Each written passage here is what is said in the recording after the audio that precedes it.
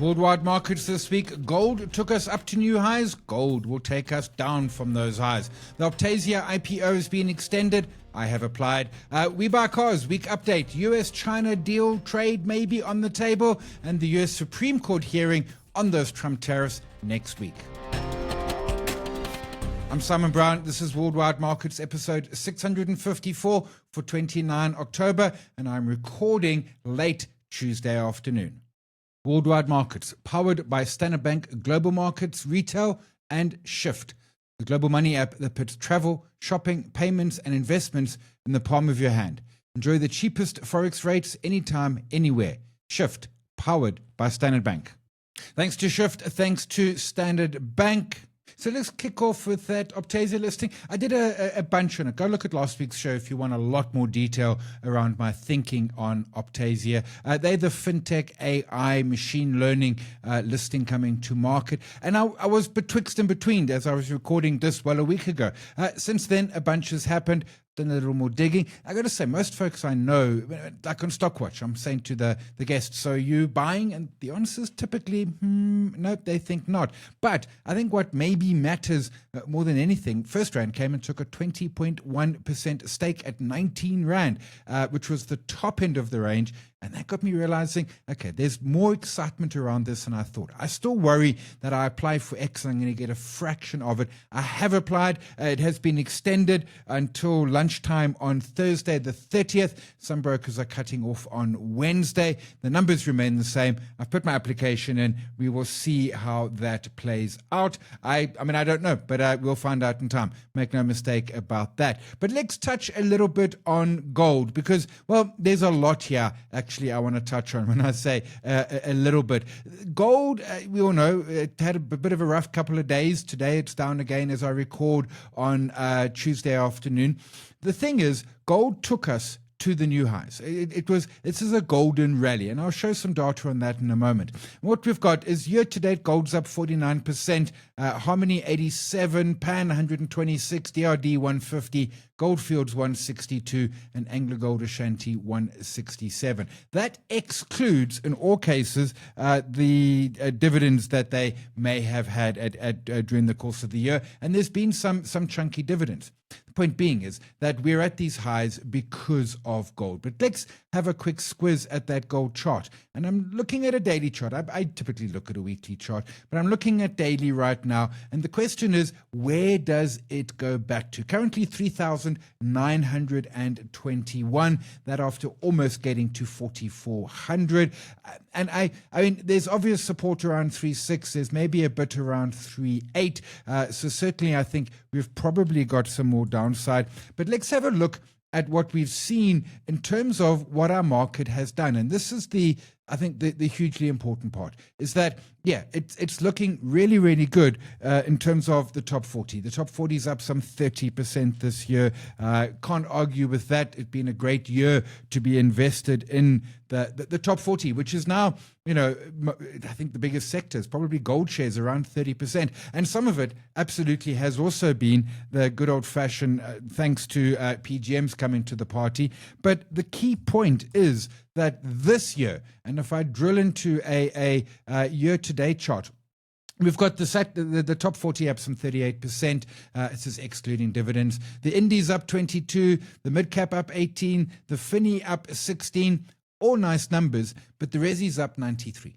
If we strip the Resi out of this picture in its entirety, our market is closer to 20% higher. Still a good year, but it means that pretty much half of those returns have been about gold. And therefore, as gold comes back, we can expect, I think, to see a lot of pressure in our market. And there was a chart that Jimmy Moyaha actually mentioned it to me on Monday, and it is our top 40. It is a monthly chart of the top 40, which is different to what we usually look at. Typically, when I'm looking at a chart, I'm looking at a weekly chart. But in this particular case, I wanted to look at the monthly version of it and get a sense of how's that looking. And astounding. Every month this year, and we've got a couple of days left in October, has been a green month. You can see a massive sell-off in April, but then we recovered from that. I posted it on Twitter. A couple of folks said, have we ever seen this before? The answer is, no, I haven't. I've never seen this before. I've never seen 10 months in a row. And even if we go back to the massive bull markets of, 2004 up to 2007. But I'm seeing something else here. And that October candle with the high wick on top, I call that a kangaroo tail. That is a reversal pattern. They usually either at extended highs or extended lows, and in this case, it extended highs. I think we've got some more downside in this market. Everyone's going to be saying, well, how much more downside? Where do we go? It depends how much gold sells off. Now, understand that as gold is selling off, it's creating panic in the miners. People are exiting the miners, and they will quite possibly overshoot. In other words, gold down 10%, we might see miners down 20 or 30% as they overshoot on the downside, just as they overshot on the upside. The key point, and this is what really matters, is that, and I spoke about it a bit last week, the gold story is not over. It absolutely isn't. You know, there was a really great point from a tweet, and I couldn't find it, so I'm going to summarize it. React to news of a trade deal with China, move closer to where we were before Trump escalated the trade war. In other words, hey, maybe trade wars are over. That's good. Yes, but it doesn't do anything about budget deficits, rate cuts, inflation, de-dollarization, fear of central banks around holding U.S. Treasury, etc., etc. Government debt. None of that goes away. This gold move is, yeah, some of it's tariffs. It's a lot more than just tariffs. So I'm expecting the gold pullback. I had lightened some of my AngloGold Ashantis, weirdly at about the price where we are now. It then zoomed higher and came back down. That is just, that's trading for you, investing for you. I've taken some money off there. I'm not selling my gold holdings. I've got ETFs both in Johannesburg and New York. I continue to hold those. No stress about that. But I certainly am.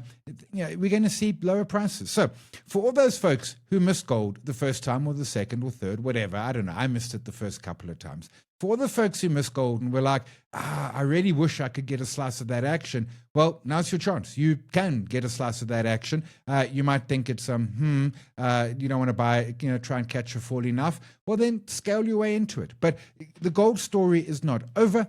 But I do think we're going to see some weakness in gold, and that continued weakness in gold is absolutely going to feed into continued weakness in terms of what we're seeing with our top 40. That is, without a shadow of a doubt, how this is going to play out. So let's not be surprised. That is how this party is going to go. And that's fine. Nothing. We had 9 green weeks in a row from gold. I said at the time, I'd never seen that before. And at some point, things started to get a little bit sort of back to normal, perhaps. I think was hugely important.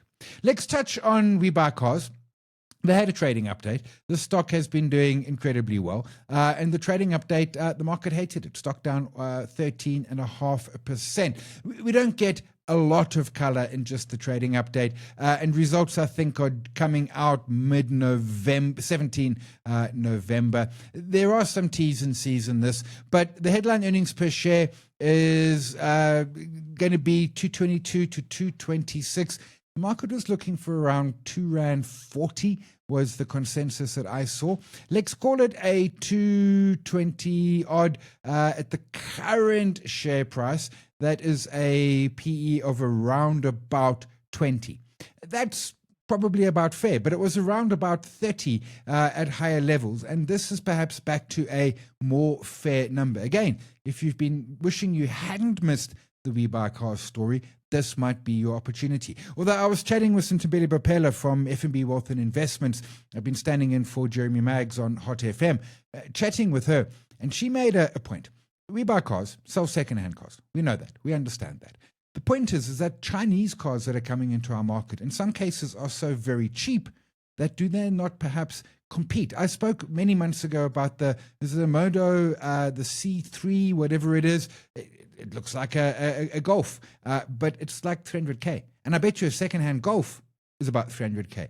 So maybe we're actually seeing some competition in that part of the market as well. The stock was expensive, and now maybe it's just come back to earth and looking a little less expensive. That's not necessarily the worst thing we're ever going to see.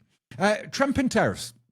So he's in Asia at the moment, signing deals left and center. There are reports that there is going to be a deal signed with China, that they've got a lot of the legwork done, and that can be signed later this week or next. There are some important points that are missing. Rare earth minerals, although what seems to be the story is that there will be a bit of a walk back on rare earth minerals. And to be clear, China did that already Friday before last, after Trump threatened 100%. China probably going to buy some soya beans from America because they've cut that to zero.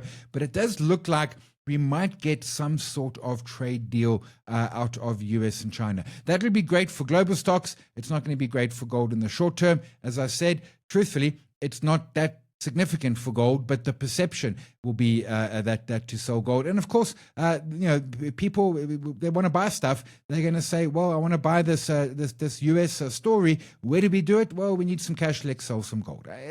That's how markets work. We've got the US both Friday and Monday closing at all-time highs. If we get a trade deal with China, expect things to absolutely rock on the global front. But there's another point. The Supreme Court is in the US is also hearing the theory, the case, can Trump impose tariffs? Now, a lower court said no, he can't. The prediction markets are saying that he's going to lose the case, which means all tariffs are over. And I don't know how that works. I mean, do we get refunds? I mean, I don't know how that works. And of course, we know that this is the Supreme Court that is very Trump friendly, shall we put it that way. But there is a strong argument to be made that Trump can't impose tariffs. And if you look at the Constitution, it very much gives that to Congress. Now, of course, he will say these are extraordinary times, and he's named a bunch of reasons as to why he says it's extraordinary. That's up for the courts to decide, but it could get wild and it could get absolutely woolly. We'll find out. We'll get a better sense, of course, from when the Supreme Court gives the judgment. Of course, they listen to the case and then they reserve judgment and give it at some point in time, and we will find out. But it's going to be a biggie. And if it is reversed, I mean, aside from Trump throwing all sorts of tantrums, it gets really difficult. I mean, can citrus exporters who've been taxed 30% in the last little while, can they ask for their money back? I mean, I don't know. I mean, is it retroactive, I suppose, is the question we really need to know. And I don't know if it would or wouldn't be retroactive. We will find that out, I suppose, in good course. We had results out from Baldwin. Not a bad set of numbers. As I said before, I hold Calgary M3. Baldwin numbers, they're selling more product. Western Cape doing very well. They're down in KZN, Ballito. They're up here in Gauteng. I think they're in a bit of a sweet spot. They didn't pass a dividend. That really is to pay down some debt. There was some lumpiness. They had land sales in the previous numbers that weren't in these numbers. That's fine. The key point is that South Africa needs housing. Baldwin sits in that sort of mid-tier, mid to maybe upper mid-tier. Calgary more in the low tiers. And we need the housing. And lower rates, lower interest rates, lower inflation. We've certainly seen the latest Uber, and that's Uber OOBA, the home loan originator, rather than the vehicle company.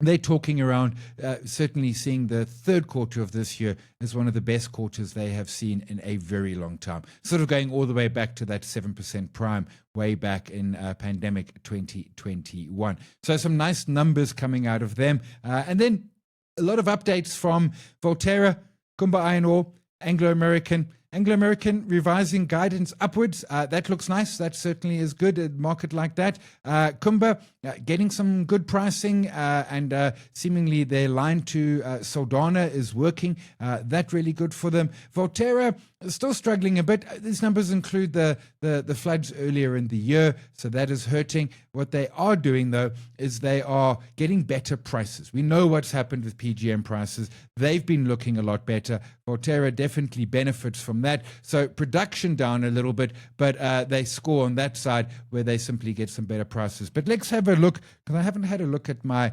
platinum charts and the like recently. There it is there. And they've held. When the break first came through, the question was, can it hold on the break? And the short answer is, it has held on the break. We've had some volatility, make no mistake. But after a decade of trading between sort of 850 and 1100, platinum's now at 1556. call it 1,560 odd. It's been up at 1,750, but we are seeing higher highs and higher lows. That certainly is looking good. And palladium, and I got to spell that right. Sometimes spelling is hard. There it is. Palladium, the 10-year story is less attractive. It's only really back at April 23 levels, but it has broken nicely, 1,700 looking as a resistance. The PGMs are looking quite good. And then a last set of results, we had Pick and Pay numbers out. They are still losing money. They are losing less money, I suppose, is the short version. And again, if you strip out Boxer, cash and tax deferment, you basically got Pick and Pay on about a minus 3 billion valuation as you buy it. And that, the box is interesting in that if they need some cash, they don't need to do a rights issue again. They can just go and say, well, let's sell some Boxer shares and thank you very much for playing. Pick and Pay is down this week after hitting that resistance zone at around 32. There's a recovery story here. What the market is coming to terms with is that it'll happen slower and take longer than anticipated. Make no mistake, Sean Summers, CEO, said that in his results presentation on Monday. That is how it's going to play out. But broadly, I think there's a story at Pick and Pay. Absolutely there is. If you go back a few weeks ago, we talked around a couple of stocks that had market caps that were below cash holdings, or in the case of Pick and Pay, as I say, take the Boxer holding, take the other bits and pieces, and it's a minus 3 billion number for Pick and Pay. So there certainly does seem to be a fair chunk there. But we'll see. It's going to be slow. And if you hold it, expect it to be slow. The key thing is, at some point, they've got to start picking up some market share. It's one thing to get the right size of the business and all of that. They got to start picking up market share. And that is the hard part, because then they go straight head to head with ShopRite, and that is going to be hard. Very, very hard. Worldwide markets, powered by Standard Bank Global Markets, Retail, and Shyft, the global money app that puts travel, shopping, payments, and investments in the palm of your hand. Enjoy the cheapest Forex rates anytime, anywhere. Shyft, powered by Standard Bank. Thanks to Shyft, thanks to Standard Bank. Tuesday, 28th, we had the migration to Shyft. Standard Bank Online Share Trading, Auto Share Invest, Web Trader are all over time migrating to Shyft. The second bunch is happening in the next couple of days, the next week or so. We did. It's happening this evening, but when you listen to this, it would have happened. We did a power hour detailing it. You'll find that justonelap.com/power hour and all the details there. If you're not yet been notified, it means you will be in the last bunch. That will be happening next year. I don't know when next year, but I suspect probably not before the beginning of March, because it's January and no one does anything, and then it's February and it's budget, so probably only by about March or sometime thereafter. But if you are one of those clients, have a look-see, because you will be migrating. But we'll leave that there. My name is Simon. We'll chat again next week. As always, look after yourself, and if you can, look after somebody else as well. Cheers all.